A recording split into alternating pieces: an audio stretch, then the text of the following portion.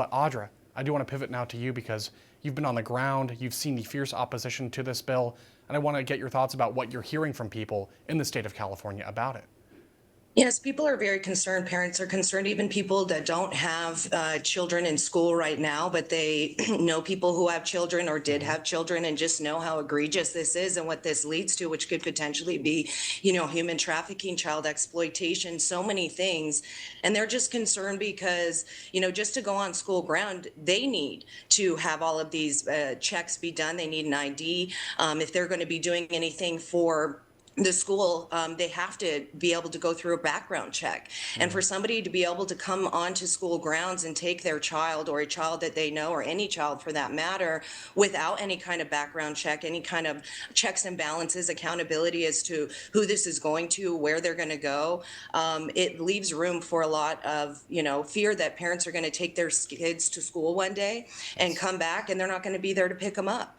They feel like there's an attack on children happening, which is very true. If you can see all of the bills and the things that come forward, and that the fact that it has to do with illegal immigrant families, and if a parent's going to be deported or they're being detained, but it's so ambiguous. It doesn't say that those are the only children that could potentially be have an affidavit submitted for them. So they need to start doing things that are going to be putting measures in place that will protect their children and not allow this to happen. And so they're talking about doing things like that, like submitting their own affidavit that will say that only these people can take my child, or nobody can take my child but me.